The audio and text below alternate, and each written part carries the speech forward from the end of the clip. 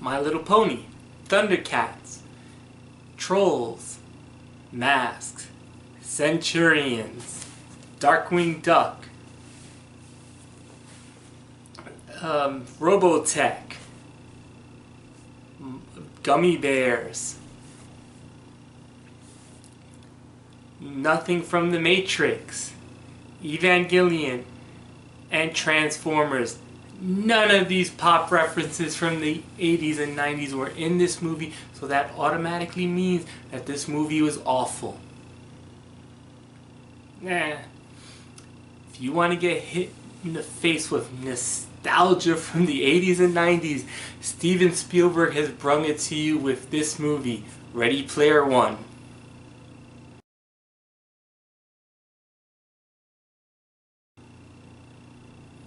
Ready Player One is the movie based off the book, where it would take place in 2045 in a dystopian future where no one really likes reality, so everyone goes to escape it with none other than going into video games.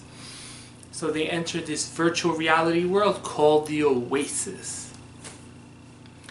And the creator of the Oasis has designed an Easter egg in the Oasis. After he had passed away, he had sent out that whoever can get the the three keys, can get the Easter egg, and not only will have full control of the Oasis, but will have all the money and reality of the Oasis. And the future is so bad that people live in all these slums that everyone in their right mind is going into the Oasis just to try to get not only the power of the Oasis, but to get the money that goes on it in the real world. So this movie is kind of split up into two different places.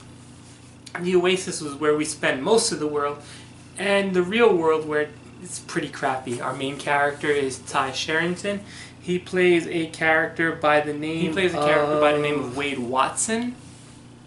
And in case you didn't think that name sounded funny, there is an actual joke in the movie where he explains his dad wanted him to have a comic book character's name. Now, for those of you who are on the ball, Wade Watson sounds like a certain merc with a mouth name named Wade Wilson. I'm not quite sure what his superhero name is, and I'm not sure if he's really that popular, but maybe you've heard of him. And basically his life sucks. His parents both died. We don't know why. This is almost like a Disney flick. So he lives with his aunt, who has an abusive boyfriend, and him, like everyone else, runs away from their problems by going into the Oasis.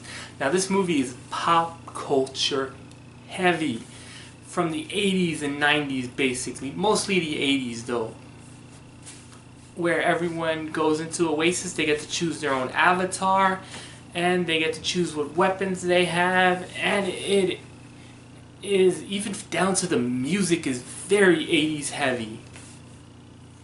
So there's this big bad corporation called 101 that wants the Easter egg because they want to do something vaguely like advertise on it, put up pop-up ads. It's not really well defined here, but the main characters are Tye Sheridan, as I said, playing Wade Watts, Olivia Cooke, who plays Samantha or Artemis, and of course the main bad guy, who's the CEO of IOI, Ben Mendelsohn. Ben Mendelsohn's really funny in this. He's really good in this movie. He plays the villain down to a T. He's actually probably he's the best on-screen actor that we have in this movie because he gets the most face time. Everyone else really doesn't get that much time because we mostly get to know our main characters through the avatars. So Ben Mendelsohn gets to cut up the rug as your stereotypical bad guy, corporate bad, because he's corporate. Now this movie is pure spectacle. This is not a movie you're going into to get deep and interesting characters, and that's one of the flaws in this movie. But this is a movie that is effects heavy, and it actually looks really good. When you go into the Oasis, it is downright gorgeous. This looks a lot better than the first couple of trailers that I had seen for it.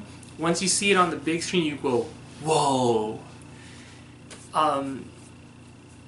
It does feel its length a little bit over about 2 hours and 20 minutes. It does kind of begin muddling near the end. There's an opening chase scene that, as gorgeous as it was kind of confusing with all the chaos that was going around it during a race. There is a second act scene that I won't spoil for you that is absolutely hilarious, and people who get the reference will have a lot of fun with it. The last fight scene was once again just I was literally just sitting there going, oh, I know that person, I know that person. I won't get into the cameos because I probably missed half of them, but some of the avatars were from great properties of the 80s and 90s, and they go all the way from video games to movies to cartoons. So it has a lot of that going for it. Tye Sheridan as the main character was fine in it. Olivia Cooke was pretty good as it. I kind of wish they had more characterization, but I got the point of the movie.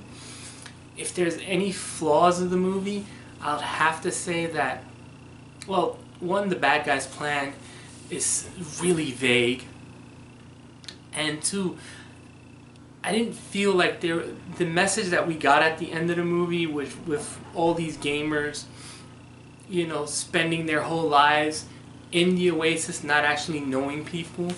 I wish they would have got into it a little bit more than they did in this movie. It was kind of surface level. It didn't go any deeper. There are a few surprises. That's probably it. The first fight scene, or the first action scene with the race, like I said, or at least for me, it was a bit confusing. I didn't know what to pay attention to because there was so much stuff being thrown at the screen. And also, it'd be interesting to hear someone else who doesn't get all the pop culture references in this movie. I don't know if they would get as much out of it as someone who does. It had a very strong, it was very CGI heavy, so yeah, there was that part. I really enjoyed it. I want to see it again just to see all the characters that I missed, because in any one scene, your eyes are just going all over the place and just trying to figure out, oh, what was that, what was that, what was that over there, and then you'll go on to, oh, I know that one over there.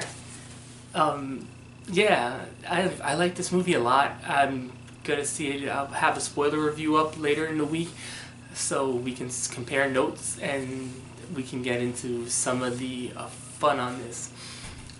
Ready Player One by Steven Spielberg, I'd given 8.3. It was fun.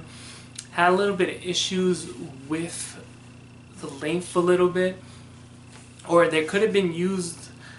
There are some places where I felt like some explanation of how things worked needed to happen, but the beginning was so expositive heavy. I was kind of glad just, you know, roll with the action.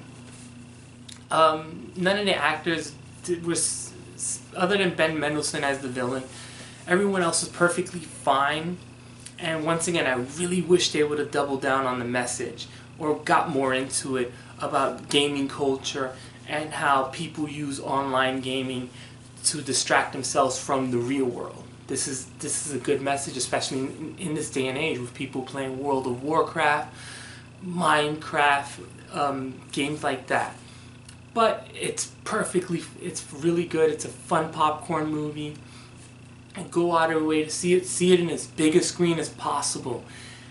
And let me know what you think about it. Have you seen Ready Player One? Do you plan on seeing it this weekend? I know I'm getting this review out now.